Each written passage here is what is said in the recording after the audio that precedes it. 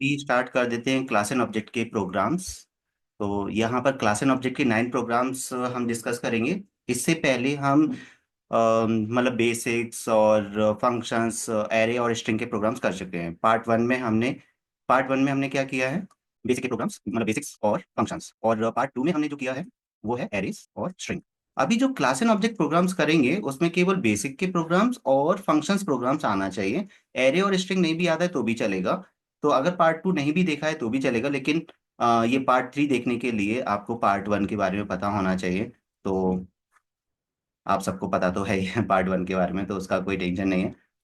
अब class and object का भी पहले मैं एक बेसिक स्ट्रक्चर बता देता हूँ। मतलब इट्स नॉट अबाउट कि यहाँ पर पहले डायरेक्टली हम प्रोग्रामिंग से स्टार्ट करेंगे।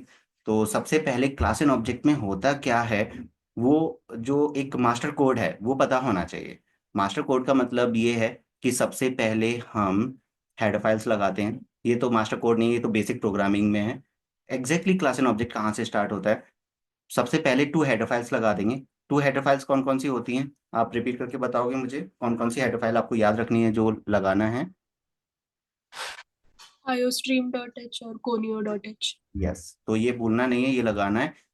फिर हम वाइड मैन स्टार्ट करते हैं। वाइड मैन स्टार्ट करने से पहले हमें यहाँ पर स्टार्ट करना है क्लास, और क्लास का कोई भी नाम। तो अभी मैं generally as a example student class का नाम ले लेता हूँ। मतलब यहाँ पर मैं एक मास्टर कोड लिख रहा हूँ, मतलब कोई प्रोग्राम नहीं कर रहे, बस एक इसे हम बोल सकते हैं सिंटेक्स। जितने भी अपकमिंग प्रोग्राम्स हैं उनका ये सिंटेक्स है, राइट। तो अभी आप सोचोगे कोई प्रोग्राम तो लिया नहीं है, हम कौन सा प्रोग्राम कर रहे हैं, क्या कर रहे हैं, हमें कुछ आइडिया नहीं है। तो हमें कुछ लेना ही नहीं है, हमें बस यहाँ पर ये जो है this is a class name. Class name जो आपको चूज करना होगा, और इसमें जो भी फॉर्मूला जो यूज होगा या फिर रूल्स रेगुलेशंस लगेंगे, जो वेरिएबल्स के रूल्स रेगुलेशंस होते हैं वो लगेंगे ओनली। मतलब स्पेस नहीं देना है, वन से स्टार्ट नहीं करना है। तो जो क्लास नेम है ये भी एक आइडेंटिफायर है जिसमें आपके वेरिएबल नेमिंग रूल्स को फॉलो करना है। फिर हमें क्या करना होता है, यहाँ पर हमें एक या तो प्राइवेट वेरिएबल डिक्लेयर कर, मतलब एक प्राइवेट कीवर्ड देना होता है। अगर आपने नहीं भी दिया तो भी जो भी आप वेरिएबल डिक्लेयर करोगे, वेरिएबल डिक्लेरेशन, वेरिएबल डिक्लेरेशन मतलब एक तरह से फॉर्मूला की तरह आपको याद रखना है। अगर उन्होंने बोला कि factorial using class and object, तो आपको यही फॉर्मूला यूज करना होगा। अगर आपने नॉर्मल वॉइड मेन से स्टार्ट किया, फैक्टोरियल प्रोग्राम कर दिया, फिबोनाची सीरीज का कर दिया, गलत हो जाएगा। ये आपको फॉलो करना पड़ेगा। देन फिर आपको करना है पब्लिक। अब इसे भी करने के दो तीन तरीके हैं, तो जब आप बुक से फॉलो करते हो तो कभी कंफ्यूज हो जाते हो। कभी हम फंक्शंस को अंदर डिक्लेयर कर रहे हैं, कभी बाहर डिक्लेयर कर रहे हैं, कभी डेफिनेशन। मतलब टू थ्री फॉर्म्स हैं जो आपको मैं क्लियर कर दूंगा। मैंने भी जो प्रोग्राम्स 9 प्रोग्राम्स लिए हैं उसमें भी दोनों फॉर्म्स को यूज किया है, लेकिन एग्जाम्स में कौन सा फॉर्म लिखना है वो मैं पहले से आपको आइडिया दे दूंगा, केवल वही आप यूज करो। अलग अलग प्रोग्राम्स के लिए अलग अलग हमें सेट नहीं करना होता। तो यहाँ पर थ्री फंक्शंस आपको हमेशा लेना है। और इससे भी पहले एक और चीज लेनी है, अगर गिवन है तो, वो है कंस्ट्रक्टर। अगर बोला गया है कि you need to make a constructor, तो आपको यहाँ पर कंस्ट्रक्टर लिखना है, और उसमें जो भी बोला गया है वो लिखना है। If it is given in the question तो ही करना है, अदरवाइज ये ऑप्शनल है। ये ऐसा नहीं कि करना ही करना है। जब भी वो क्लास एंड ऑब्जेक्ट बोल रहे हैं तो ये ऑप्शनल रहेगा, लेकिन कंस्ट्रक्टर वर्ड आ गया तो फिर आपको ये देना ही पड़ेगा एनी हाउ। देन फिर है void इनपुट। ये कॉमन नाम याद रखो, वो फंक्शन का नाम नहीं देंगे आपको कि आपको कौन सा फंक्शन बनाना है। लेकिन हमेशा याद रखिए कंप्यूटर में थ्री पार्ट्स होते हैं, इनपुट, आउटपुट एंड प्रोसेसिंग। तो यहाँ पर भी void input and void Calc. अब कैल्क में उन्होंने जो भी बोला है, फैक्टोरियल, पैलिंड्रोम, आर्मस्ट्रॉन्ग, जो भी है वो आप नाम लिख सकते हो। Calc Armstrong, Calc palindrome, Calc जो भी समथिंग। कुछ नहीं समझ में आ रहा है तो कैल्क ही ले लो। And then void display. ये एक ऐसा बेसिक स्ट्रक्चर है जो कंप्लीटली ऐसे ही फॉलो करना है। एंड देन यहाँ पर हमें कर देना है क्लास फिनिश। तो ये आपको बेसिक स्ट्रक्चर फॉर्म करना पड़ेगा। अगर यहाँ पर करना क्या है, क्लास एंड ऑब्जेक्ट के थ्रू प्रोग्राम करना है तो अब क्लास एंड ऑब्जेक्ट के थ्रू आपने ये प्रोग्राम किया एंड यहाँ पर हमने केवल फंक्शन डिक्लेयर किए हैं, हमने यहाँ पर फंक्शंस को डिफाइन नहीं किया है। लेकिन जब आप बुक में से देखोगे तो कभी क्या करते हैं, फंक्शन को अंदर ही डिफाइन कर देते हैं, डेफिनेशन लिख देते हैं, और कभी यहाँ डिक्लेयर करते हैं, डेफिनेशन बाहर लिखते हैं। तो मैं एक ही फॉर्मूला यूज कर रहा हूँ कि हम डिफाइन, अगर मैं अपनी तरफ से कोड करूंगा तो मैं यही यूज करूंगा। लेकिन मैंने कुछ बुक के कोड का भी स्क्रीनशॉट लिया है, यहाँ पर 2 प्रोग्राम्स ऐसे लिए हैं जिसमें उन्होंने अंदर भी डिफाइन किया, बाहर भी डिफाइन किया है, तो देखेंगे। और कुछ मैंने भी यहाँ पर लिखा है, अंदर बाहर दोनों पता होना चाहिए, फिर हम चूज करेंगे। और जब तक हमें दोनों पता ही नहीं है तो फिर हम चूज क्या करेंगे, वो प्रॉब्लम है ना। तो हमें ये भी पता होना चाहिए कि बाहर कैसे डिक्लेयर करना है, और ये भी पता होना चाहिए अंदर कैसे डिक्लेयर करना है। अभी कंस्ट्रक्टर को अगर देखा जाए तो हमने अंदर ही डिक्लेयर कर दिया, बाहर डिक्लेयर नहीं किया, जबकि कंस्ट्रक्टर को भी हम बाहर डिक्लेयर कर सकते हैं, बट इतना डीपली जाना नहीं है। इतना अभी आप इसको इतना डीपली दिया नहीं गया है आपके सिलेबस में। तो ये है डिक्लेरेशन। फंक्शंस का क्या है, फंक्शन डिक्लेरेशन। अब हमें फंक्शन डेफिनेशन लिखना होगा। यहाँ पर क्लास एंड हो गया है, एंड ऑफ क्लास। अगर आप ये सेमीकोलन भूल जाते हो, इसके लिए भी आपका हाफ मार्क कट हो सकता है, अगर टीचर उसे डीपली देखता है तो। This is the main thing कि आप जनरली कर्ली ब्रैकेट के बाद कभी भी सेमीकोलन होता ही नहीं है, किसी भी सीक्वेंस में नहीं होता। आप फॉर लूप ले लीजिए, वाइल लूप ले लीजिए, कहीं पर भी आप जहां पर भी कर्ली ब्रैकेट यूज किया है, आप मुझे बताओ कहीं पर भी सेमीकोलन आपने यूज किया है क्या? कहीं नहीं किया होगा। लेकिन यहाँ पर आपको सेमीकोलन यूज करना है एनी हाउ। अगर आप ये सेमीकोलन भूल गए तो अब आपको समझ में आएगा इसकी कॉम्प्लेक्सिटी, कि मैं क्यों मना करता हूँ बार बार कि क्लास एंड ऑब्जेक्ट नहीं करना है। बट स्टिल मेरा क्लास एंड ऑब्जेक्ट को कराने का 2 ही तरीके हैं, और मैं क्यों करवा रहा हूँ वो भी यही है कि यहाँ से थ्योरी आपका कवर हो जाएगा। तो मेरा बस टारगेट ये है क्लास एंड ऑब्जेक्ट का प्रोग्राम ना करवाना, ना कि सॉरी थ्योरी को इम्प्लीमेंट करना। क्योंकि प्रैक्टिकल से अगर आपका थ्योरी कवर होता है, पता है इससे क्या क्या थ्योरी कवर हो सकता है, मैं अगर आपको बताऊं। एक बार प्रोग्राम सेट हो गया आपके माइंड में, कंस्ट्रक्टर आपका याद हो जाएगा, आपको एफर्ट ही नहीं डालना पड़ेगा। डिस्ट्रक्टर आपको याद हो जाएगा, एफर्ट नहीं डालना पड़ेगा। कंस्ट्रक्टर और मेथड में डिफरेंस क्या होता है वो याद हो जाएगा, because this is the function and this is the constructor. Constructor and method में डिफरेंस, सॉरी फंक्शन में डिफरेंस क्या है? अब जावा जावा में मेथड्स बोलते हैं और सी प्लस में फंक्शन बोलते हैं।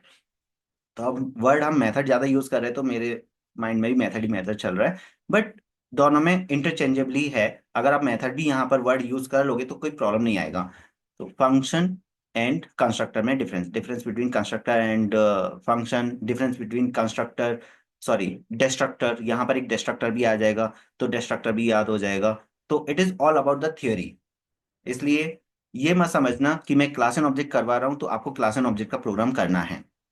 इजी आ गया तो कर लो, अदरवाइज मोस्ट ऑफ टाइम तो स्किप ही करना है। ये जो प्राइवेट है, ये प्राइवेट ज्यादातर वेरिएबल्स को हमेशा प्राइवेट ही रखना होता है, और ये ऑप्शनल है। अगर आपने इसे नहीं दिया by default, private variable comes under the private.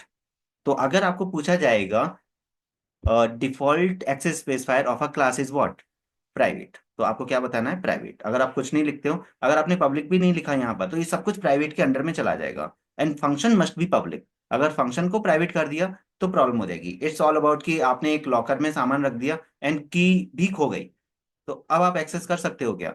आपके पास की होना चाहिए, की इज व्हाट, पब्लिक की हो गई वो। जो की है वो पब्लिक हो गया। अगर उस पॉइंट को आपको संभाल के रखना पड़ेगा, उसी के थ्रू आप लॉकर ओपन कर सकते हो। तो यहाँ पर ये जो प्राइवेट है, इसे एक्सेस करने के लिए हमें फंक्शंस लगते हैं, and they must be public. क्योंकि हमें एंट्री गेट तो चाहिए ना, फंक्शंस के थ्रू हम एंट्री लेते हैं, उसके बाद हम ये प्राइवेट डेटा मेंबर्स को यूज कर सकते हैं। अब क्लास के बाद हमें यहाँ पर क्या करना होगा, इनको डिफाइन करना होगा। और एक और कॉन्सेप्ट अब आपका वेट कर रहा है। जब भी हम क्लास के बाहर फंक्शंस को डिफाइन करते हैं तो हम क्या करते हैं, वाइड लिखते हैं, उसके बाद क्लास का नाम लिखते हैं, student, scope resolution operator, and input. And यहाँ पर इनपुट के अंदर, अब आपको पता है इनपुट फंक्शन में क्या क्या करना होता है, पता है या नहीं इनपुट फंक्शन के बारे में? सिंपली सी आउट देंगे, एक मैसेज देंगे, एंटर जो भी आपको बोला गया है, एंटर समथिंग, एंड सीन के थ्रू आप क्या करोगे, उसे एंटर कर लोगे, A B, and void calc. अभी यहाँ पर भी हम जब देखो मैं खुद भूल गया कि क्लास के नाम से रिलेट करना है, तो आप क्यों नहीं भूलोगे? तो ऐसे ही कुछ ना कुछ आप भूल ही जाओगे, यानी हाँ वो ज्यादा प्रैक्टिस होगी नहीं, तो आप अगर भूल गए तो वहीं गड़बड़ हो जाएगा।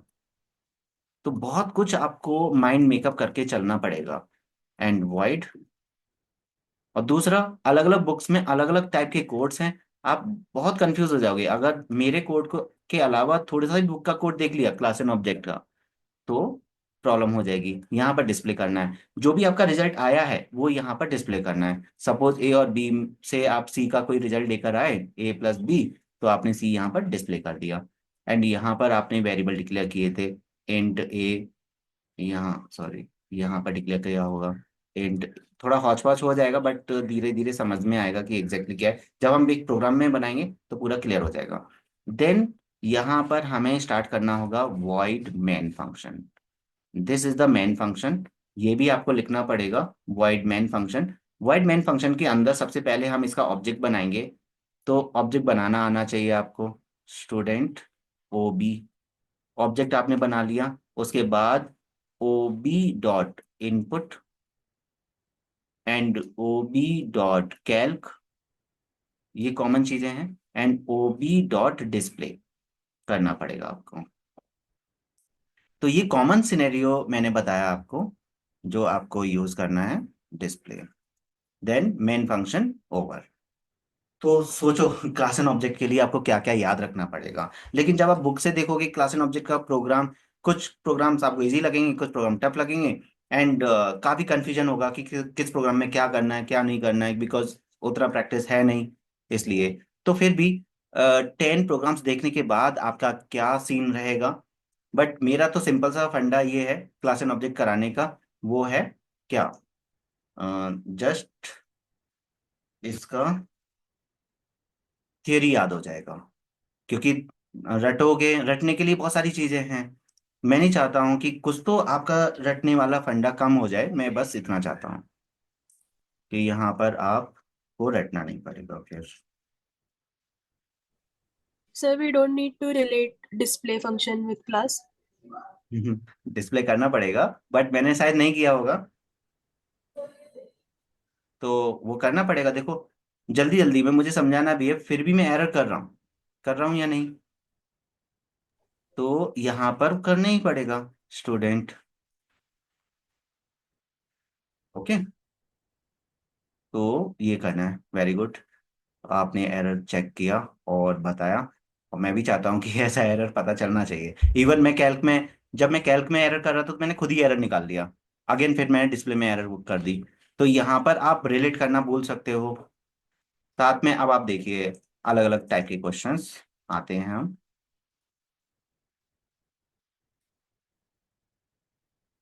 तो फर्स्ट क्वेश्चन है, राइट क्लास। अब देखो क्लास बेस्ड प्रोग्राम, यहाँ क्लास आ गया, इसका मतलब अगर आपने क्लास नहीं बनाया, public static wide, sorry public static wide main क्यों, वाइड मेन से आपने स्टार्ट कर दिया, वो मिक्स हो रहे हैं, मतलब आईसीएससी के भी काफी क्लासेस चल रहे, तो उसका यहाँ पर सबसे पहले आई स्ट्रीम कोनियो क्लास हमने लिया, क्लास सर्कल, फिर हमने यहाँ पर ले लिया डेटा मेंबर्स। तो ये हो गए हमारे क्या, वेरिएबल्स, जिनको हम बोलते हैं इंस्टेंस वेरिएबल आल्सो। अब मैंने यहाँ प्राइवेट नहीं लिखा, क्यों नहीं लिखा प्राइवेट मैंने यहाँ पर, जबकि लिखना चाहिए। अगर आप लिखते हो तो भी सही रहेगा। अगर मैं प्राइवेट नहीं लिखता हूँ तो ये बाय डिफॉल्ट क्या माने जाएंगे, Private. प्राइवेट ही माने जाएंगे। मींस बाय डिफॉल्ट जो डेटा मेंबर्स होते हैं, वेरिएबल्स होते हैं, वो प्राइवेट रहते हैं क्लास के अंदर। This is also come under the theory, जो कि आप प्रैक्टिकली समझ रहे हो। ये नहीं तो ये लाइन रटना पड़ेगा, data members comes under private of a class. तो यहाँ पर हम प्रैक्टिकली उसे फील कर पा रहे हैं, देख पा रहे हैं। वो ऑप्शनल है, but public is not optional. अगर आपको पब्लिक बनाना है तो you have to write public, और ये हमारा ऑप्शनल है।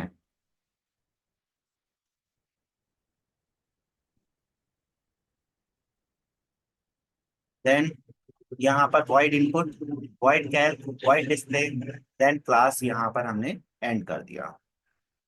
यहाँ पर हमारा क्लास एंड हो गया, एंड ऑफ क्लास। आप इस टाइप से कमेंट्स लिख सकते हो जिससे कि टीचर को समझ में आए कि क्या हो रहा है क्या नहीं हो रहा है। एंड यहाँ पर की पॉइंट क्या याद रखना है, सेमीकोलन, राइट। एंड जब आप पब्लिक लिख रहे हो तो यहाँ पर क्या याद रखना है, कॉलन। क्या याद रखना है, कॉलन, यहाँ सेमीकोलन। और ये जो आप फंक्शन डिक्लेयर कर रहे हो तो यहाँ सेमीकोलन आएगा, लेकिन जब आप डिफाइन करोगे तो सेमीकोलन नहीं आएगा। और हमने इसे क्या कर दिया, क्लास के नाम से लिंक भी कर दिया। अगर आप देखोगे क्लास के नाम से लिंक किया, in there is no semicolon here. तो कभी यहाँ सेम चीज है, कभी सेमीकोलन दे रहे हैं कभी सेमीकोलन नहीं दे रहे हैं। तो मुझे तो मतलब मेरे अकॉर्डिंग तो it is very easy, but आपकी प्रैक्टिस के अकॉर्डिंग मुझे लगता है कि कहीं ना कहीं आप मिस्टेक कर दोगे। अगर आप कॉन्फिडेंट हो और आप प्रैक्टिस कर लिया है उतना, तो ही आपको करना है। यहाँ पर हमने इनपुट फंक्शन कंप्लीट कर लिया। देन फिर हमने कैल्क फंक्शन किया। जो भी ये फंक्शन मतलब फॉर्मूला दिया होता है, इस क्वेश्चन में फॉर्मूला दिया नहीं था, बट स्टिल हमें इतना फॉर्मूला तो पता ही होता है एरिया निकालने के लिए। फिर हमने डिस्प्ले किया, यहाँ पर डिस्प्ले हो गया। तो ये प्रॉपर स्ट्रक्चर हो गया, जो अभी बहुत हौच पौच हो गया था जब मैंने लिखा था। एंड देन वहां पर मैंने डिस्प्ले को लिंक नहीं किया था, यहाँ पर डिस्प्ले लिंक हो रहा है, कैल्क भी लिंक हो रहा है, और यहाँ सर्कल भी लिंक हो रहा है with the help of which operator. ये ऑपरेटर कौन सा है, scope resolution operator. हाँ, इस ऑपरेटर का यूज क्या है, Relates function with class. Right. तो ये जो थियोरी, ये क्या है, जो भी अभी आपने 2 पॉइंट बोले, दैट इज व्हाट, थ्योरी। अब या तो ये थियोरी विदाउट प्रैक्टिकल आप कर लो, तो रटना पड़ेगा, एफर्ट डालना पड़ेगा, और हो सकता है आप भूल जाओ, हो सकता है नाम ही भूल जाओ। लेकिन अभी आप नहीं भूलोगे। एंड यहाँ पर और प्राइवेट के बारे में नहीं भूलोगे। मतलब एक तरह से 3 पॉइंट्स थियोरी के कवर हो रहे हैं सी प्लस प्लस के। एंड देन फिर उसके बाद हमारा आएगा मेन फंक्शन। मेन फंक्शन में हम, अच्छा, जो मैंने अभी स्ट्रक्चर बताया था उसमें सीएलआर एससीआर देना मैं भूल गया था। देखो मैं अपनी गलतियां बता रहा हूँ, मेरी गलतियों से सीखो जितना हो सकता है उतना। फिर हमने ऑब्जेक्ट बनाया, क्योंकि एक जो बेसिक फॉर्म है ना वो तो पूरा एज इट इज होना चाहिए, कि ये लिखना है ये लिखना है ये लिखना है ये लिखना है ये लिखना है। ओके, उसमें कुछ भूलने जैसा नहीं होना चाहिए। तो मेन फंक्शन में हमें सीएलआर एससीआर देना है, फिर ऑब्जेक्ट बनाना है। उसके बाद क्या करना है, ओबी डॉट इनपुट, ओबी डॉट कैल्क, ओबी डॉट डिस्प्ले, देन लास्ट में हमें क्या यूज करना है, गेट फंक्शन देना है, और उसके बाद फंक्शन को बंद कर देना है।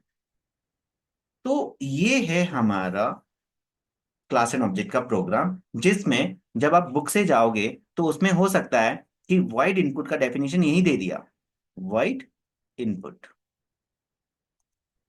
और यहीं पर पूरा लिख दिया, जो भी यहाँ लिखा गया है ना वो यहीं लिख दिया अंदर।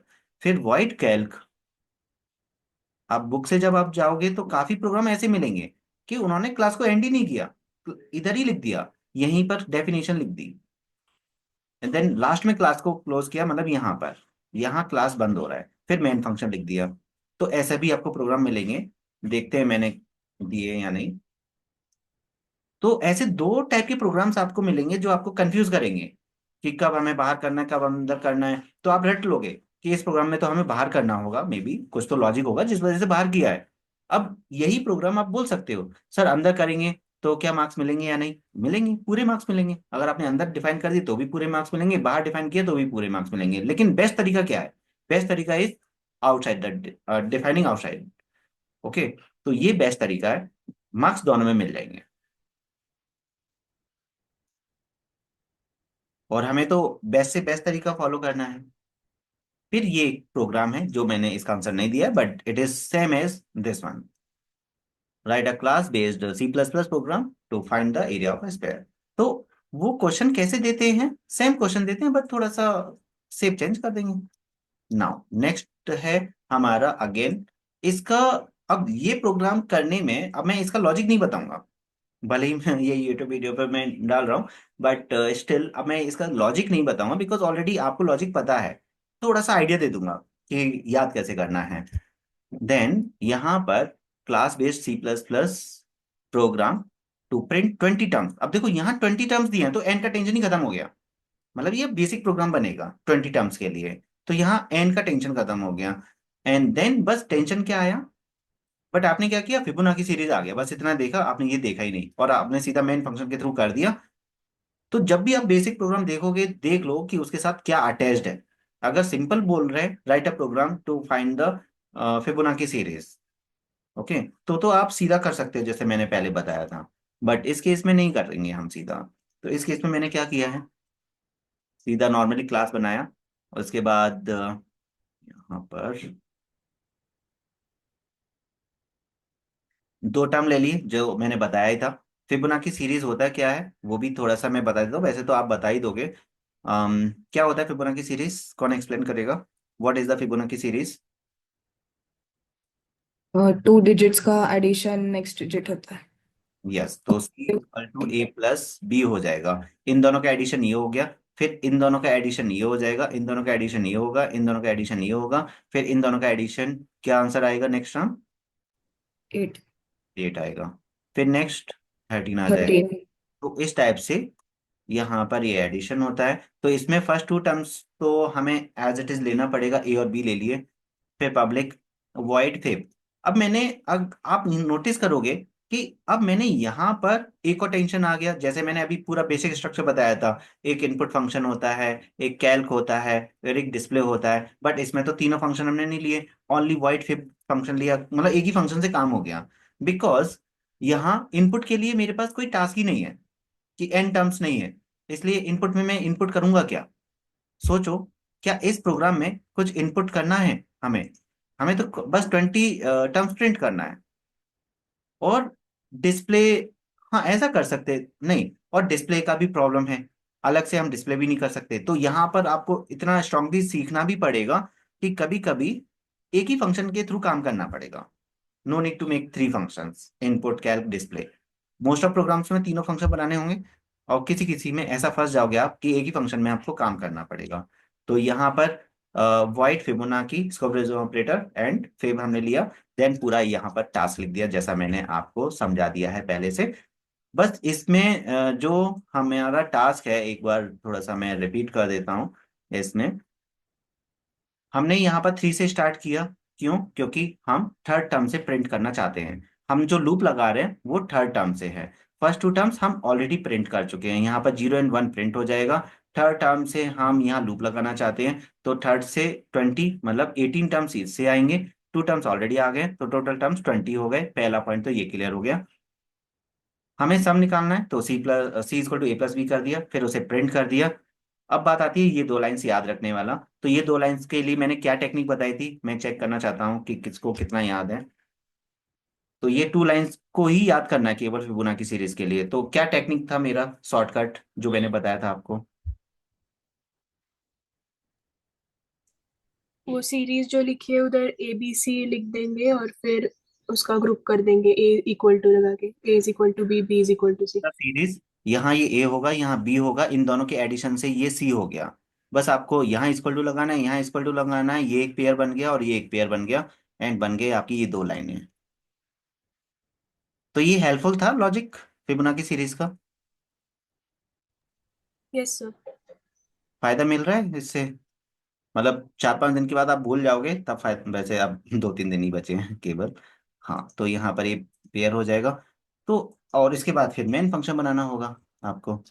ये वॉइड मेन हमने लिया, C L R S C R लिया, फिबोनाची सीरीज का ऑब्जेक्ट बनाया, and then ob dot fib, then get function लिखा, एंड देन फिर बंद कर दिया। बस ये हो गया ऊपर। तो देखा जाए, समझ में तो आ रहा है, सब कुछ समझ में आ रहा है जैसे मैं समझा रहा हूँ, तो उससे ऐसा नहीं कि मैं ये नहीं बोलूंगा कि नहीं कुछ समझ में नहीं आएगा। बट थोड़े बहुत एरर होने के चांसेस हैं, जिसकी वजह से मैं इसे मना कर रहा हूँ। लेकिन जिस पर्सन की प्रैक्टिस हो गई, जिस स्टूडेंट की ज़्यादा प्रैक्टिस हो गई क्लास एंड ऑब्जेक्ट की, एंड मेरा एक पर्पस ये भी है कि हम प्लान बी लेके चल रहे हैं, बाई चांस एरे स्ट्रिंग ने धोखा दे दिया, बेसिक भी प्रोग्राम नहीं आया, एरे और जो फंक्शन का था वो भी फंक्शन में कुछ ऐसा टास्क दे दिया जो बहुत ही कॉम्प्लिकेटेड है, आप नहीं कर पा रहे हो। और क्लास एंड ऑब्जेक्ट में बहुत ही सिंपल दे दिया, फिबोनाची दे दिया या पैलिंड्रोम दे दिया, जीसीडी दे दिया। मतलब क्लास एंड ऑब्जेक्ट वाला जो प्रोग्राम है, उसका जो टास्क है that is very easy. But मैंने मना किया है, इसलिए शायद आप अटेम्प्ट नहीं कर रहे हो, या फिर आप कंफ्यूजन में हो करें या नहीं करें, सर ने तो मना कर दिया है। बट आपको बेसिक स्ट्रक्चर पूरा याद है क्लास एंड ऑब्जेक्ट का, तो आप कर सकते हो। मतलब एक डिसीजन मेकिंग होगी वहां पर कि एग्जैक्टली आपको क्या डिसाइड करना है। ओके। तो कभी कभी हमें प्लान बी पर फोकस करना पड़ता है। ये आप समझते हो ना कि ऐसा नहीं कि हमेशा प्लान ए ही काम आता है, कभी कभी प्लान बी को भी हमें इम्प्लीमेंट करना होता है। तो that is all about the plan B. और साथ में मेरा तो मेन पर्पज वही थियरी का है, प्लान बी भी नहीं है। बट स्टिल अभी मुझे जहां तक लगता है, क्या लगता है मुझे, सर लास्ट वाले प्रोग्राम में हमने एंड सी ऊपर क्यों नहीं लिया? क्या नहीं लिया? हाँ सर, मेरा भी वही डाउट था एक्चुअली। आई भी ऊपर मतलब ऊपर लेना चाहिए ना, डिक्लेयर कर रहे हैं। अच्छा, ये वाला। हाँ, एंड सी और आई हम दोनों में ऊपर क्यों नहीं? यहाँ पर यहाँ डिक्लेयर करने की बोल रहे हो आप, हाँ। हाँ। है ना? तो एक्चुअली क्या होता है, मैं आपको एक चीज बता दूं कि यहाँ पर ज्यादातर कम वेरिएबल डिक्लेयर करने होते हैं। ये एक अलग ही स्पेस है। मतलब आपको अभी इसका इंपोर्टेंस ही नहीं पता कि एग्जैक्टली यहाँ जो वेरिएबल डिक्लेयर कर रहे हैं और यहाँ पर जो वेरिएबल डिक्लेयर कर रहे हैं, दोनों में डिफरेंस क्या है। अब थोड़ा सा मैं बता देता हूँ 2-3 मिनट के अंदर कि एक्चुअली ये जो वेरिएबल्स हैं और ये जो वेरिएबल्स हैं, अगर आपको डिफरेंस समझ में आ गया तो फिर आपको समझ में आएगा कि यहाँ पर हमें गार्बेज कलेक्ट नहीं करना है। एक तरह से यहाँ पर अगर आपने ज्यादातर सभी वेरिएबल को यहाँ पर डिक्लेयर कर लिया तो एक गार्बेज कलेक्शन हो जाएगा, वो हमें नहीं करना होता। क्लास के अंदर ये तो आपको पता ही है कि this is a special class, और क्लास के अंदर जो वेरिएबल बना रहे हैं वो ज्यादातर कम ही होने चाहिए। क्यों कम होने चाहिए, वो थोड़ा सा मैं आइडिया दे देता हूँ कि एग्जैक्टली क्यों है। एंड किसी का मैसेज आया। हाँ, तो ईशान का मैसेज आया, इसको फिनिश हो जाता है, वो भी है। तो वही है कि नॉर्मली ये इंस्टेंस वेरिएबल हैं जिन्हें आप अगर एक और फंक्शन बनाया, वॉइड डिस्प्ले, ये जो वेरिएबल्स हैं वॉइड डिस्प्ले में भी काम आएंगे, वॉइड फिब में भी काम आएंगे, एक और फंक्शन बनाओगे वहां पर भी काम आएंगे।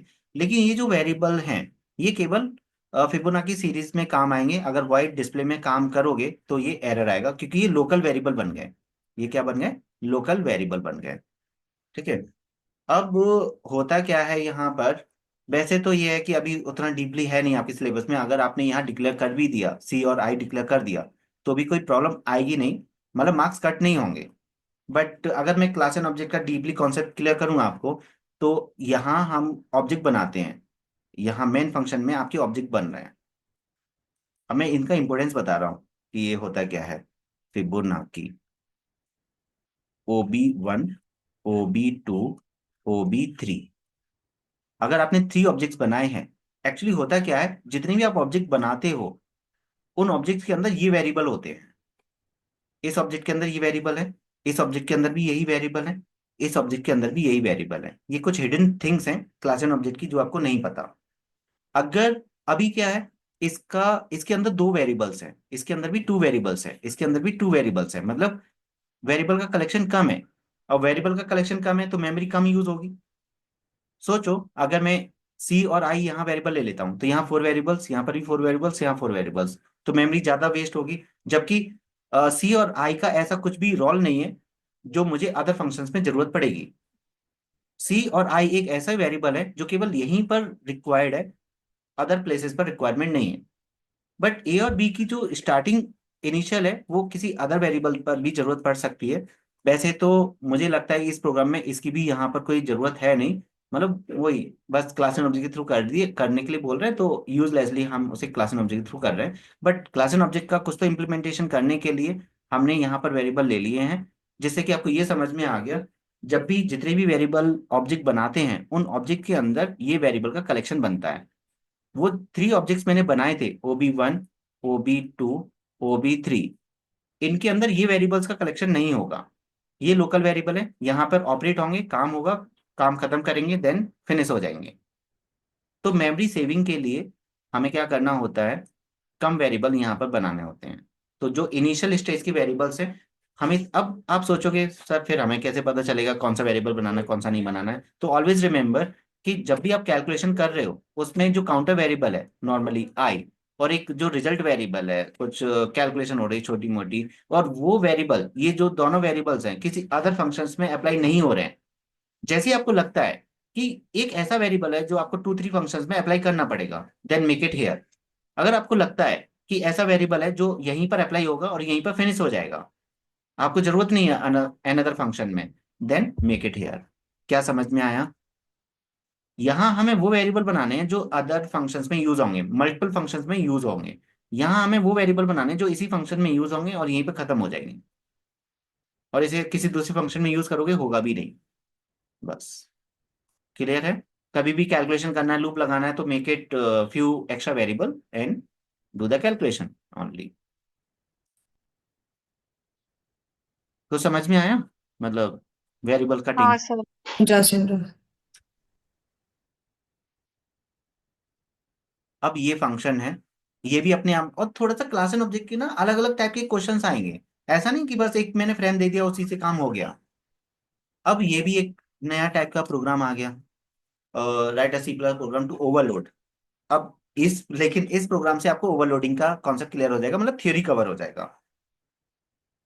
जो कि हम नॉर्मली अगर आपने प्रोग्रामिंग नहीं किया है ओवरलोडिंग का तो आपको रटना पड़ेगा, लेकिन अगर आपने एक प्रोग्राम को समझ लिया है ओवरलोडिंग का तो फिर रटना नहीं पड़ेगा। तो यहाँ पर हम आगे चलते हैं। अब पहले प्रोग्राम को समझते हैं। Write C plus plus program to overload add function which will add 2 integer, add int int and 3 integer, add int int int. सबसे पहले थियरी बताइए मुझे ओवरलोडिंग की। कुछ आइडिया है व्हाट इज ओवरलोडिंग? किसी को भी कोई आइडिया रिगार्डिंग थियरी ओवरलोडिंग का?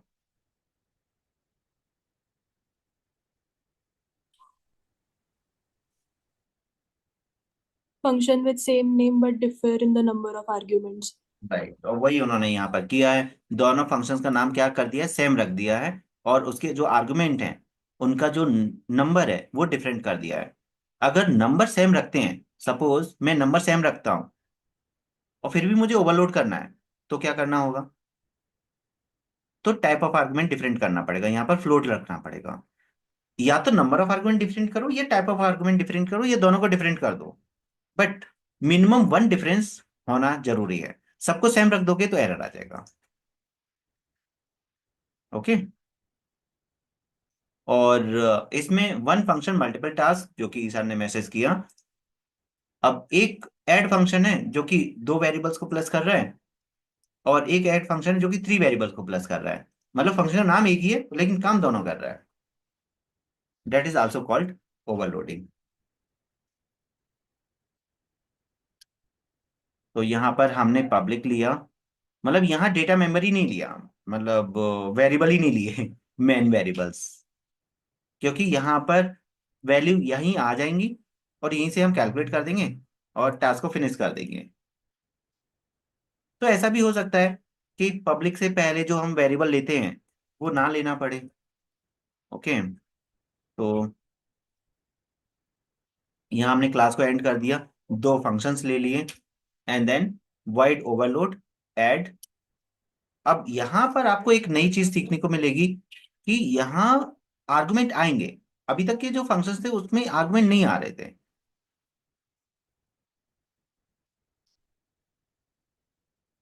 तो आप ये दोनों फंक्शंस को ऑब्जर्व कर लो यहाँ पर क्या हो रहा है। बस ये नया जो पॉइंट आप देख रहे हो, एक तो फंक्शन का नाम सेम है और दूसरा आर्गुमेंट्स हैं। और जो वैल्यू यहाँ आएगा, आप देखो यहाँ पर मैं एक चीज भूल गया हूँ, यहाँ पर प्लस सी आएगा। Sum is equal to A plus B plus C, इतना। ठीक है। उसके बाद now we need to call those functions. हम ऑब्जेक्ट बनाएंगे और ओबी डॉट एड 10, 20 पास किया। यहां से हमने 2 वैल्यूज पास की हैं, तो ये कॉल करेगा इसे।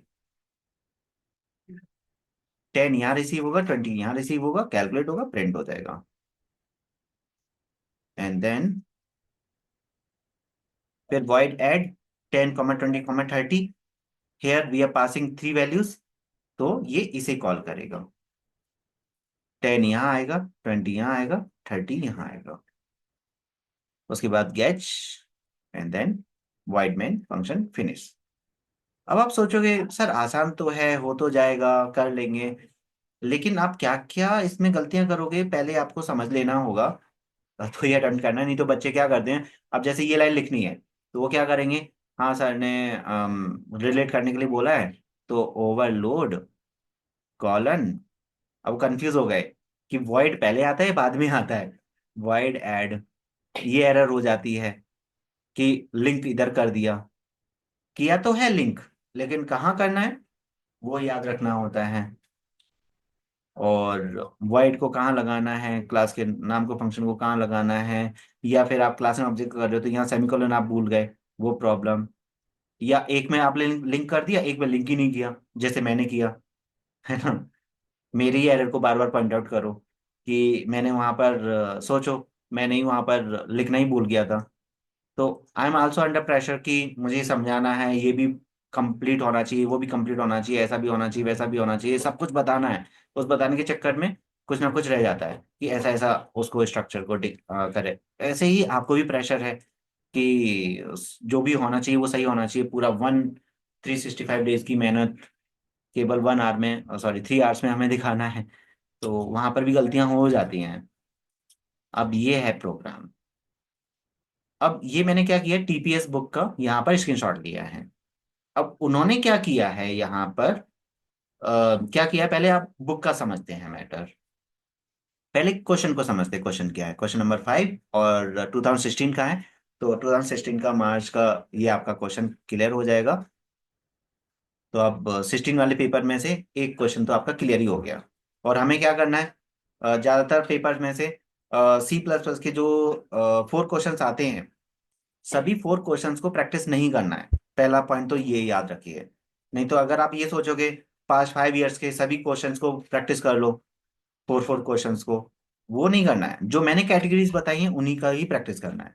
अगर किसी पास्ट ईयर में पॉइंटर का क्वेश्चन आया है, डोंट प्रैक्टिस। अगर क्लास एंड ऑब्जेक्ट का आया है थोड़ा देख लो, बाई चांस यूज हो जाए। नहीं तो स्ट्रिंग का आया है करना है, एरे का आया है करना है, बेसिक आया है करना है, फंक्शन आया है करना है। और उससे भी पहले वो 2 वीडियोस को कंप्लीट कर लेना है। क्या आप 2 वीडियोस को कंप्लीट कर चुके हो, पार्ट 1 पार्ट 2 प्रोग्रामिंग का?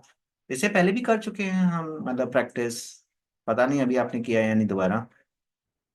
अब अगर हम क्वेश्चन को समझें तो implement a class temperature, include the constructor it in it which accept the value of temperature from user, degree Celsius, include 2 function in it. हमें 2 फंक्शंस यूज करना है, one of which calculate its equivalent the temperature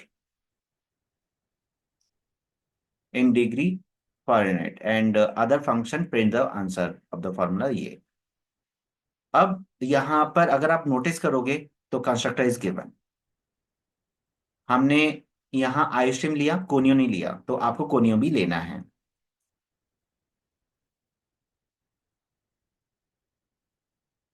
क्योंकि मैं तो use कर ही रहा हूँ ना कोनियो के फंक्शन, CLR SCR हुआ, गैच हुआ, इन्होंने यूज नहीं किया। यहाँ पर देखा जाए तो इन्हें यूज करना चाहिए, गैच फंक्शन और CLR SCR बेसिक स्ट्रक्चर में आ रहा है, उसके लिए हमें ये हेडर फाइल लगेगा। अब it's not about practical only. अभी सपोज MCQ में आ गया कोनियो को बिलोंग करते हुए कौन से फंक्शंस हैं, तो CLR गेच है तो आपको पता है, तो आप उसका MCQ क्वेश्चन सही कर सकते हो, या कोई लॉन्ग क्वेश्चन आ गया, मतलब क्वेश्चन कैसा भी आ सकता है और कहीं से भी आपकी उसकी हेल्प हो सकती है। बस पेशेंसफुली आपको समझना है, आपके सामने जो क्वेश्चन आया आपने एकदम नया क्वेश्चन आ गया, देन आप टेंशन में आ गए, अरे ये तो किया ही नहीं है हमने। आप पेशेंसफुली उसे समझोगे तो आपको कहीं ना कहीं से जो भी हमने क्लासेस की हैं उससे कनेक्ट हो जाएगा। फिर यहाँ पर प्राइवेट कीवर्ड और F और T ले लिया, T for temperature, F for Fahrenheit, and यहाँ पर हमने कंस्ट्रक्टर बनाया। मुझे कैसे पता चला ये कंस्ट्रक्टर ही है, बताइए जरा।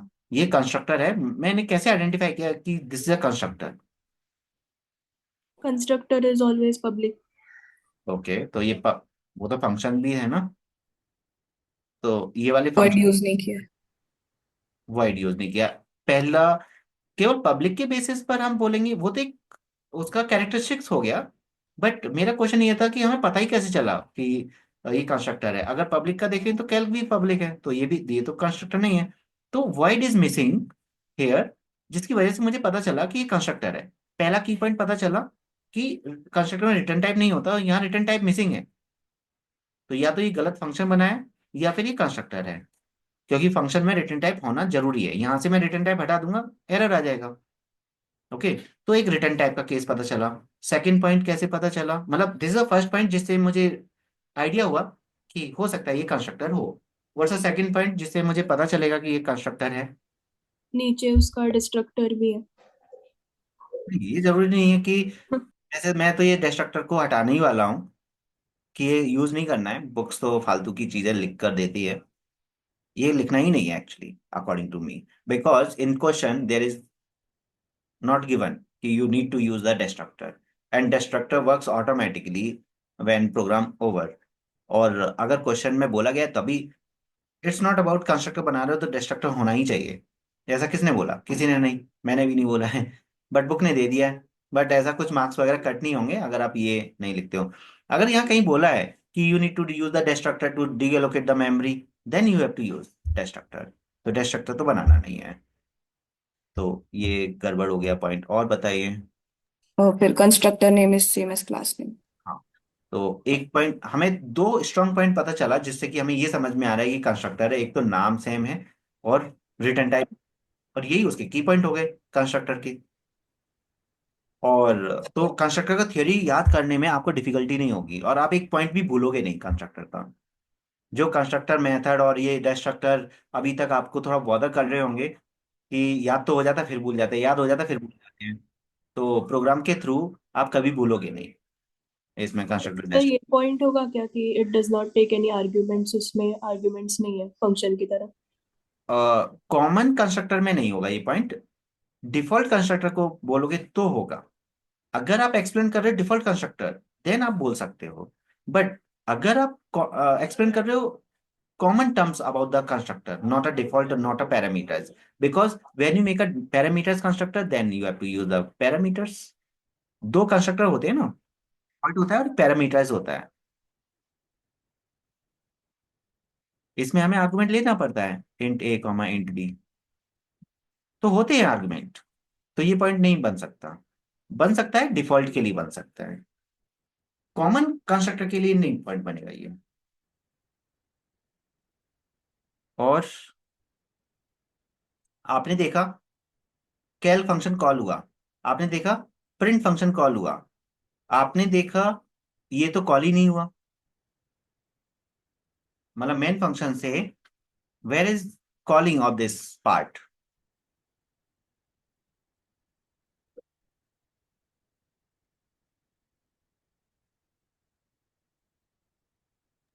Sir constructor by default call हो जाता है जब ऑब्जेक्ट क्रिएट करते हैं तो। एग्जैक्टली।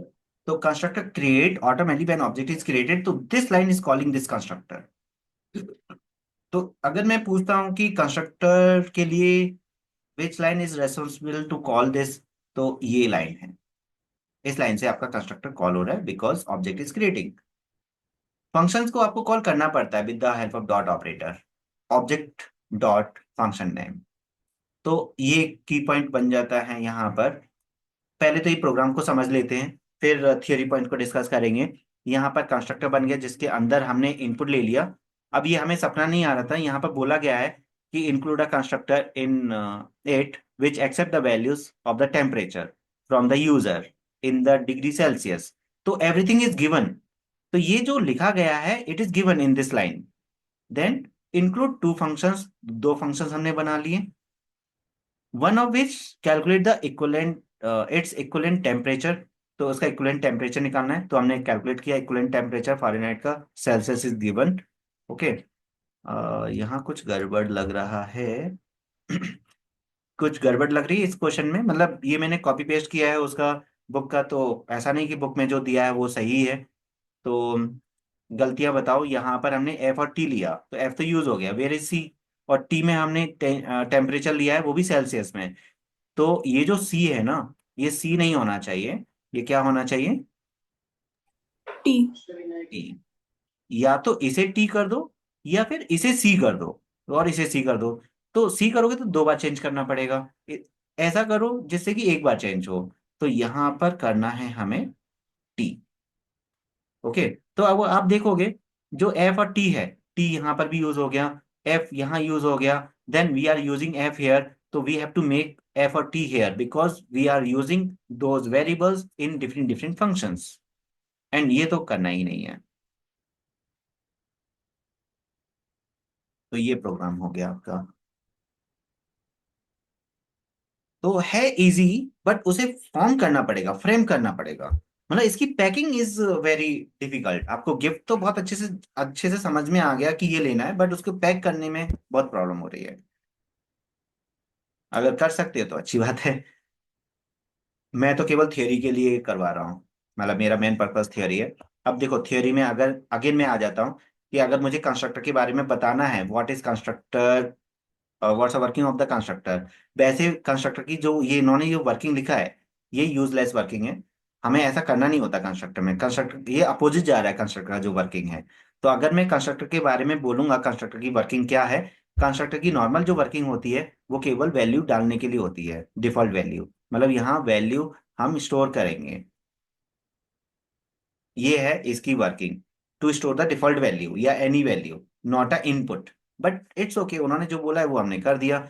तो अगर मैं कंस्ट्रक्टर की फर्स्ट लाइन बोलता हूं तो कंस्ट्रक्टर की फर्स्ट लाइन क्या है? Constructor is a special member function which is use to initialize the data member of the class. तो ये जो डेटा मेंबर है इनको इनिशियलाइज करने में हेल्प करता है। तो ये तो आपको लाइन याद करनी पड़ेगी कंस्ट्रक्टर का, जो कि कहीं से कनेक्ट नहीं हो रही है। But actual working of the constructor is this, जो कंस्ट्रक्टर का वर्किंग है। देन फिर उसकी characteristics, constructor name should be same as class name, constructor doesn't have any return type. Okay. And constructor can be overloaded, you can make more than one constructor. जैसे एक ये बना दिया, एक और आप कंस्ट्रक्टर बना बना सकते हो तो ओवरलोड हो जाएगा। Constructor called automatically when object is created. तो देखो कितनी लाइंस होगी रिगार्डिंग कंस्ट्रक्टर। अब बात आती है डिफरेंस बिटवीन मेथड मतलब फंक्शन। अगर मैं इसमें और इसमें डिफरेंस देखता हूं तो क्या क्या डिफरेंस देखने को मिलेंगे? ये मेथड है, फंक्शन है, और ये कंस्ट्रक्टर है। इन दोनों में डिफरेंस क्या है? पहला difference void. Constructor doesn't have any void, मतलब not a return type. Function must have a return type. तो एक डिफरेंस ये हो गया दोनों में, अगर डिफरेंस के लिए बात आती है तो इंपॉर्टेंट है क्वेश्चन, बहुत इंपॉर्टेंट है। Difference between constructor and function. Okay. तो दूसरा पॉइंट क्या है? ऑब्जर्व करके, मतलब आपके पास 10 सेकेंड्स है, अगर आंसर आ गया तो ठीक है, नहीं तो मैं बताऊंगा क्योंकि मैं ज्यादा वेट नहीं कर सकता हूँ। कोई दूसरा पॉइंट आप बता सकते हो डिफरेंस का? एक डिफरेंस मैंने बता दी रिटर्न टाइप का।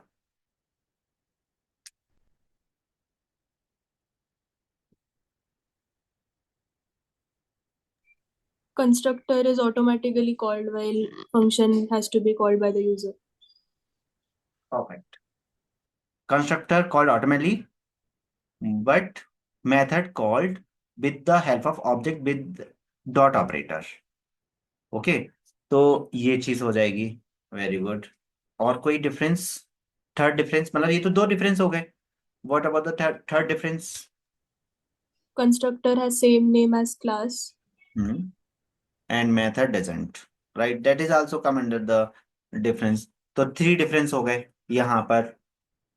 एंड फोर्थ डिफरेंस वो मुझे बताना पड़ेगा।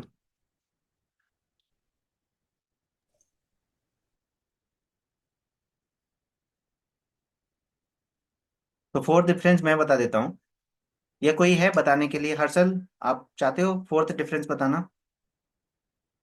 मुग्धा, आपने तो आईसीएसई में भी किया होगा ना डिफरेंस, ये difference between constructor and methods, but आप भूल गए सब कुछ।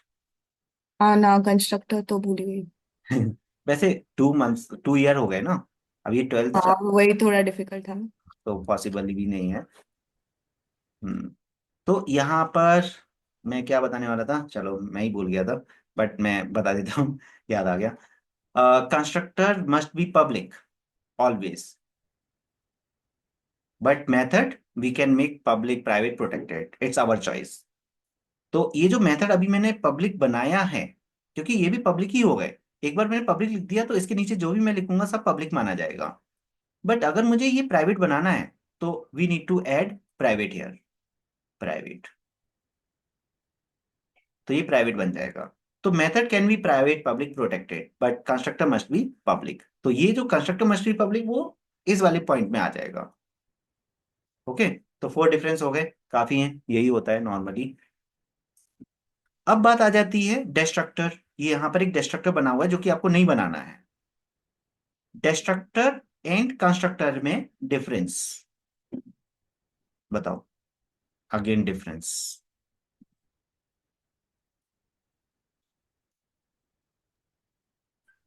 Constructor has same name as class. A destructor also has the same name as constructor but with a tilde sign. Right, तो एक्चुअली ये डिफरेंस में ही आ गया, टिल्ड साइन की बेसिस को डिफरेंट हो जाएगा। Second difference, this is the first difference, now second difference.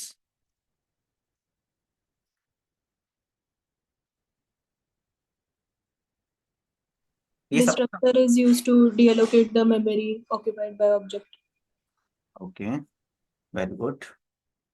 And constructor? Used to define object of a class. नहीं, नहीं, इसमें यही बोल सकते हो, it allocate the memory, it deallocate, deallocates the memory. मतलब उसका अपोजिट ही कर सकते हो। अब वो मेमोरी कैसे मिलता है वो बताने की जरूरत नहीं है। Constructor helps to allocate the memory, या जो मैंने आपको फर्स्ट लाइन बताया था कंस्ट्रक्टर का, constructor helps to initialize the data memory of the class, उसका मीनिंग ही होता है allocate the memory. And it deallocate the memory, it means it remove the memory allocated by the constructor और object. दूसरा difference हो गया। What about third difference? Constructor is called when object is created. Destructor is called when object is destroyed. Okay. That's also good point. Okay. But when object destroyed, how can we say कि now object is destroying? At the end of class, End of the program. end of program. Yeah, end of the program execution, not a already जो लिखा हुआ है। तो when we execute the application and when we reach at the end of the application execution के end में जब हम पहुंचते तो destructor automatically run होता है to deallocate the memory. What happens if we don't use destructor? तो क्या मेमोरी डीएलोकेट नहीं होगा? अभी तक हमने जितने प्रोग्राम्स बनाए उसमें हमने डिस्ट्रक्टर नहीं लगाया, अब मेमोरी तो बना। जब हम क्रिएट करते हैं, कोई भी एप्लीकेशन बनाते हैं, एग्जीक्यूट करते हैं, तो मेमोरी तो बनता है ना। तो फिर उधर मेमोरी कहाँ गया? वो सब अभी तक यूज हो रहा है क्या? तो ऐसा नहीं है। Every class have a implicit destructor and implicit constructor. तो अगर आप, इम्प्लिसिट का मतलब ऑटोमेटिक, तो पहले से बना होता है जो ऑटोमेटिक काम करता है। अगर आपने कंस्ट्रक्टर नहीं बनाया तो इसमें ऑटोमेटिक 0 0 फिलअप हो जाएगा, आपको करने की जरूरत नहीं पड़ेगी। कंस्ट्रक्टर बनाया तो अपनी, आपकी मर्जी है, आपको 10 डालना है, 20 डालना है, बस ये इतना फायदा होता है। और डिस्ट्रक्टर भी हमें बनाना नहीं होता है, कभी भी अपने आप ही काम करता है, लेकिन कभी कभी हमें फोर्सफुली उसे रिमूव करने के लिए बनाते हैं। एंड तो ये, अब ये जो क्लास है ये मिक्स हो गई विद प्रैक्टिकल विद थियोरी। जो मैंने थियोरी एक्सप्लेन किया है कंस्ट्रक्टर डिस्ट्रक्टर, और जो थियोरी वीडियो में डिस्ट्रक्टर और ये मिलेगा, वो लिटिल बिट मुझे याद भी नहीं है कि मैंने क्या एक्सप्लेन किया है, कैसे एक्सप्लेन किया है। एक एग्जांपल तो लिया होगा प्रैक्टिकल का, लेकिन फिर भी ये काइंड ऑफ उस वाले वीडियो से जिसमें मैंने थियोरी एक्सप्लेन किया है रिगार्डिंग कंस्ट्रक्टर और ये सब कुछ मिक्स हो गया। यहाँ प्रोग्राम भी चल रहा है, थियोरी भी चल रही है, दोनों साथ में चल चल रहा है, सेपरेट नहीं है। तो यहाँ से 2 in 1 टास्क कंप्लीट हो रहा है इन शॉर्ट। अब बात आती है, हमने कौन कौन से इसके डिफरेंस कर लिए, जो बचा होगा फिर मैं वो बता देता हूँ। एक तो कॉलिंग वाला हो गया और टिल्ड साइन वाला हो गया, 2 डिफरेंस हुए हैं, या तीसरा भी हो गया? कॉलिंग, साइन, इसके अलावा next difference? 10 seconds only.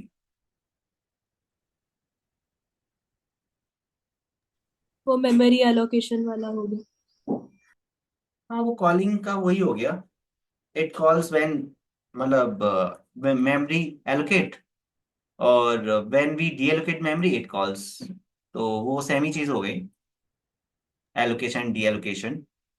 Every class has an implicit destructor, वो भी हो गया शायद। वो तो दोनों में वो सिमिलैरिटी हो गई कि ये भी इम्प्लिसिट होता है, ये भी इम्प्लिसिट होता है, डिफरेंस बताना है। और कोई difference I don't think so mind में आएगा, मैं ही बता देता हूँ। constructor, we have as a parameter also, parameterized constructor. We have two types of constructor, um, default constructor, parameterized constructor, even copy constructor. We have three types of constructor. We can receive parameters, but in destructor we don't receive parameter. So constructor doesn't have any parameter, or destructor doesn't have any parameters, or constructor can have parameters. तो ये जो parameters का आपने बताया था वो यहाँ पर काम आ जाएगा। तो कहीं ना कहीं डिस्ट्रक्टर में आपने पढ़ा होगा कि इट डजंट हैव पैरामीटर्स, तो आपने कंस्ट्रक्टर में लगाने की कोशिश की, गलत हो गया। है ना, क्योंकि कहीं ना कहीं पॉइंट आपने बोला कि सर इसमें पैरामीटर्स नहीं होते, राइट। तो डिस्ट्रक्टर में नहीं होते, कंस्ट्रक्टर में होते हैं। And destructor in one program we define one destructor only, और in one program we can define more than one constructor. Okay, constructor more than one and destructor only one. और constructor can be overloaded and destructor won't, क्योंकि destructor तो एक ही बनाओगे ना, और constructor multiple बन सकते हैं। बस ये है। अब आ जाते हैं आगे, थ्योरी पर ज्यादा हो गया, अगेन प्रैक्टिकल पर आ जाते हैं। बट ये जो थ्योरी था बहुत इंपॉर्टेंट था actually exam point of view से, इसलिए मैंने इतना टाइम उसमें लिया थ्योरी में। और ये थ्योरी आपके लिए थोड़ा सा ये भी हो जाएगा। इस क्वेश्चन को पढ़िए और ये आंसर को भी देखिए, मैं आता हूँ एक सेकेंड। हम्म तो यहाँ पर क्लास सर्कल है, सर्कल वाला तो अभी भी किया था हमने, बट ये थोड़ा अलग है। इसमें एरिया एंड पैरामीटर सर्कमफ्रेंस भी है। और ये जो एक्स्ट्रा डिस्ट्रक्टर बना रहे हैं ना, उसकी जरूरत नहीं है, because it is not given. तो डिस्ट्रक्टर मत बनाओ एक्स्ट्रा। तो इम्प्लीमेंट अ क्लास, अच्छा इसमें वो भी आएगा। हाँ, तो ये मार्च 2024 का है क्वेश्चन। तो अभी 16 का हुआ, अब 14 का हो गया। Implement a class circle, include the constructor, वही सेम चीज। और रेडियस हमें यूजर से लेना है, तो कंस्ट्रक्टर बनाया, यूजर से रेडियस लिया, और कैल फंक्शन बनाया जिसमें कैलकुलेट किया, प्रिंट फंक्शन बनाया जिसमें हमने प्रिंट कर दिया दोनों, और डिस्ट्रक्टर हमें बनाना नहीं है। और यहाँ पर क्लास एंड हो गई, एंड ऑफ क्लास। ऑब्जेक्ट बनाया, फंक्शन कॉल किया, और यहाँ पर आपको एड ऑन क्या करना है, CLR SCR करना है, और गेट फंक्शन करना है। और यहाँ पर हेड फाइल तो मैंने दे ही दी है ऑलरेडी, कोनियो। कोनियो का फुल फॉर्म क्या है? कोनियो हेड फाइल का full form console input output, iostream का इनपुट आउटपुट स्ट्रीम। इस प्रोग्राम में कुछ पूछना है? क्लियर है ये programme?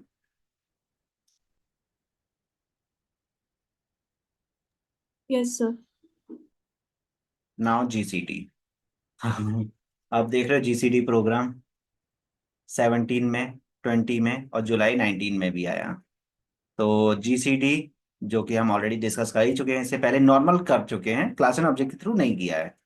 And member function, member function का मतलब है क्लास के अंदर जो फंक्शन बनाते हैं वो मेंबर फंक्शंस रहते हैं, which calculate the greatest common divisor of the two numbers. अब देखो इसका भी लॉजिक एक तो मैंने दिया है आपको, लूप लगाकर, और एक और लॉजिक है जो माइनस कर करके ही करते हैं लूप लगाकर, बट हमें अपने लॉजिक से ही करना है। And print will print GCD two numbers of two numbers. तो आई थिंक मैंने इसका कोड दिया नहीं है।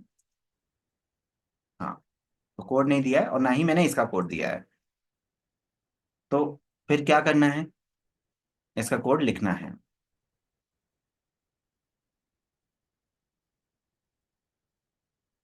तो आप बोलोगे मैं लिखूंगा, मतलब नाउ टाइम फॉर टेस्ट। जितना मैंने सिखाया उसका टेस्ट भी तो होना चाहिए। बताइए क्या क्या करें। सबसे पहले हेडर फाइल, उसके बाद क्लास, क्लास का नाम जीसीडी ले लेते हैं। देन इसके बाद जितना भी आपने सीखा है उसे इम्प्लीमेंट करने की कोशिश करो बस। वेरिएबल डिक्लेरेशन प्राइवेट के अंदर। सेशन आएगा जिसमें दो वेरिएबल हमें डिक्लेयर करना होगा, और आप अपनी तरफ से प्राइवेट भी लिखो। बाय डिफॉल्ट वो प्राइवेट होता है, बट लिखते हैं तो वो नोटिसेबल होता है और थोड़ा समझ में आता है। देन इंट ए कॉमा बी, देन इसके बाद पब्लिक। अब देखो लूप लगाने के लिए आई वेरिएबल लगेगा। अब वो तो केवल कैलकुलेशन फंक्शन के लिए ही तो चाहिए हमें, अदर फंक्शंस में तो आई वेरिएबल की जरूरत नहीं पड़ेगी। या कोई कैलकुलेशन के लिए फंक्शन लगेगा, वेरिएबल लगेगा, तो उसे वहां डिक्लेयर करना है। Main variables are A and B. Okay. और वो मैं बता ही दिया कि कलेक्शन क्यों नहीं बनाते ज्यादा। अब क्या करना है।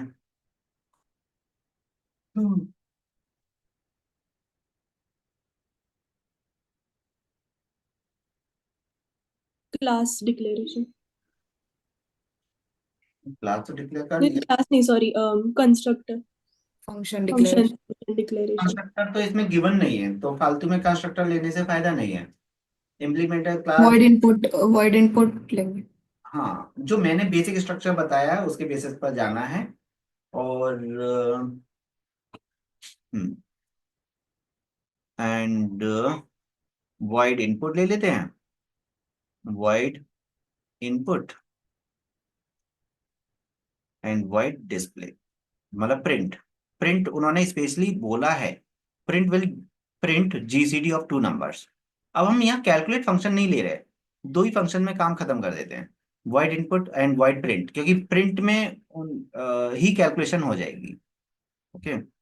एंड देन मैं यहाँ पर इसे बंद कर रहा हूँ। मतलब मैं ये चाहता हूँ कि फंक्शंस को हमें बाहर डिफाइन करना है, इसलिए मैंने यहाँ कंप्लीट कर दिया। क्योंकि जब मैं खुद बनाऊंगा तो मैं केवल इसी स्ट्रक्चर को फॉलो करूंगा, defining function outside the class always, क्योंकि यही है मेन एक्चुअली देखा जाए तो। इसलिए हमें अपनी तरफ से जब बनाना होता है तो हमें स्टैंडर्ड रूल्स को फॉलो करना है जो ज्यादा से ज्यादा यूज होते हैं। तो वाइड क्या लिखूं मैं आगे। जीसीडी फिर स्कोप रेजोल्यूशन ऑपरेटर और इनपुट। और मुग्धा ये आपके लिए नया है, ऐसा क्लास एंड ऑब्जेक्ट जो जावा का प्रोग्राम होता था उसमें हम ऐसा कुछ फीचर नहीं था। सब कुछ हाँ, क्लास। उसमें तो बहुत सिंपल ही था। हाँ, वो सब कुछ क्लास के अंदर ही था, बाहर डिफाइन करने का कोई मैटर ही नहीं होता था वहां पर।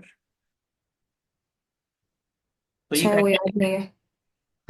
कोई बात नहीं। मतलब बीच में जैसे काफी बच्चों को याद रहता है तो थोड़ा माइंड में कॉन्फ्लिक्ट ना हो, तो इसलिए मैं जावा की थोड़ी सी बात कर रहा हूँ कुछ बच्चों के लिए। हाँ, तो इसलिए और कुछ नहीं। इसके बाद सी आउट एंटर टू नंबर्स। हाँ, सी आउट एंटर टू नंबर्स।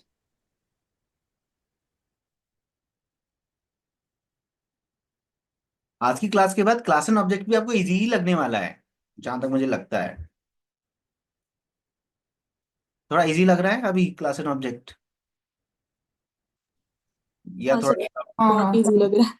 है ना।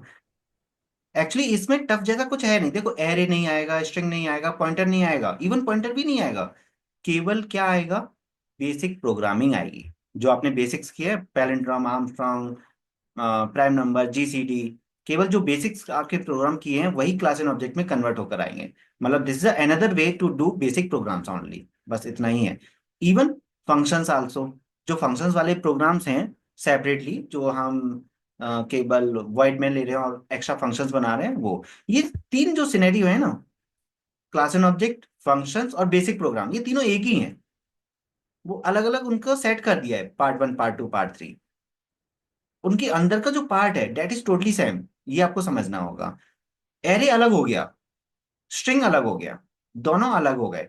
उनका फंक्शन अगर मुझे मिक्स करना है तो कर सकते हैं, ऐसा नहीं कि एरे को मैं यहाँ यूज नहीं कर सकता हूँ, स्ट्रिंग को मैं यहाँ यूज नहीं कर सकता हूँ, लेकिन अभी आपके सिलेबस में उतना डीपली है नहीं। तो अभी जितना आपके सिलेबस में उसके अकॉर्डिंग ये सेट चल रहा है हमारा, कि बेसिक्स प्रोग्राम ही आपके क्लास एंड ऑब्जेक्ट के थ्रू होगा और फंक्शंस के थ्रू होगा। एंड एरे और स्ट्रिंग को अलग रखो। एरे स्ट्रिंग में जानबूझकर आप फंक्शंस क्लास एंड ऑब्जेक्ट ये सब कुछ ऐड मत कर देना, उसको सेपरेट ही रखो। ओके। एंड यहाँ पर ये हो गया। इसके बाद हमारा स्टार्ट होगा क्या, इसके नीचे void void GCD और print। हाँ, void GCD scope resolution operator for print। और ये ऐसा ऑपरेटर है जो ओवरलोड होता है या नहीं होता। ये जो ऑपरेटर है, इज इट ओवरलोडेड और नॉट। Not. राइट, तो ये भी may याद रख not be कि ये जो ऑपरेटर है ओवरलोड नहीं होता। मतलब हमारे पास कुछ ऑपरेटर्स हैं जो ओवरलोड नहीं होते, क्योंकि ऑपरेटर ओवरलोडिंग भी हमें पढ़ना है एज अ थ्योरी। तो ये पॉइंट, अब यहाँ पूरा कैलकुलेशन चलेगा जो भी जीसीडी का था। अब जिसे कैलकुलेशन याद है वो कैलकुलेशन बता दो, मैं मतलब और करने के वो लिए। पहले तो int small लेंगे। इंट स्मॉल और आई लूप चलाने के लिए। हाँ loop। उसके बाद तो if इस प्रोग्राम में कैल्क क्यों नहीं डिफाइन किया? हाँ, वो मतलब प्रिंट के अंदर ही एक्चुअली उन्होंने क्या बोला है, print will print the GCD of two numbers. तो इसी में कैलकुलेट हो जाएगा, इसी में वो प्रिंट हो जाएगा। मतलब प्रिंटिंग के लिए मतलब हम दूसरा नहीं बना रहे हैं, तो मिक्स कर दिया यहाँ पर। तो आप calculate and print function mix कर सकते हो कभी कभी। तो मतलब कैलकुलेशंस भी प्रिंट हो जाएंगे? हाँ, मतलब जो आंसर आएगा वो यहीं प्रिंट हो जाएगा और यहीं कैलकुलेट होगा। मतलब प्रिंट फंक्शन ही दोनों काम कर रहा है, कैलकुलेशन का भी काम कर रहा है और प्रिंट का काम कर रहा है। ओके ओके, समझ आया। तो अगर आपको ऐसा मिक्स करना है तो ऐसा कर सकते हैं। आगे, क्योंकि एक्चुअली क्या है, इन्हीं दोनों में से कोई भी एक वैल्यू प्रिंट होगी और वहीं की वहीं हम कर देंगे। तो हमने कुछ ज्यादा उसका अलग फंडा यूज नहीं किया, और थोड़ा सा ये लेंदी भी होने वाला है, इसलिए भी हमने दो फंक्शंस को एक साथ कंबाइन कर दिया। आगे बोलो। if a is greater than b then small is equal to a, else small is equal to b। आप निकाल रहे हो तो देखो, स्मॉल ई यूज करो, मतलब ए लेस देन बी यूज करो। मतलब जो आप बोल रहे हो वो गलत नहीं है, बट हाँ अगर आप हाँ। स्मॉल निकाल रहे हो तो स्मॉल ही यूज करो, अपने आप को कंफ्यूज नहीं करना है, कहने का मतलब ये है। तो small is equal to a else. small is equal to। अब ये स्मॉल आ गया, फिर फॉर लूप लगाएंगे। फॉर लूप की कहानी, फिर हम उल्टा लगाए i is equal to small, i is less than equal to 1, i is greater than equal to 1, और फिर ये i माइनस माइनस। इसके बाद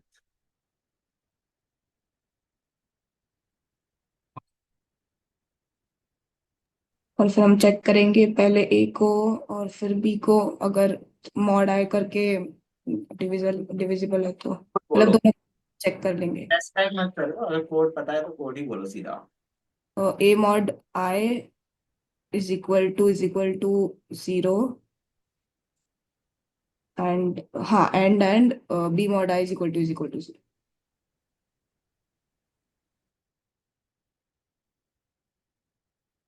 देन और फिर सी आउट आई, प्रिंट ही कर दो सीधा। और क्या उसके बाद वो आई सस्ता। I, very good. And then break. Break.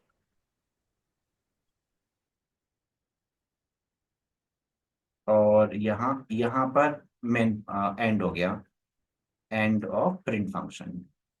जहां कंफ्यूजन हो ना तो ऐसे कमेंट्स लिख सकते हो, ये टीचर को बताने के लिए कि यहाँ पर आप प्रिंट फंक्शन को एंड कर रहे हो, जहां मल्टीपल ब्रैकेट्स आ जाए वहां पर।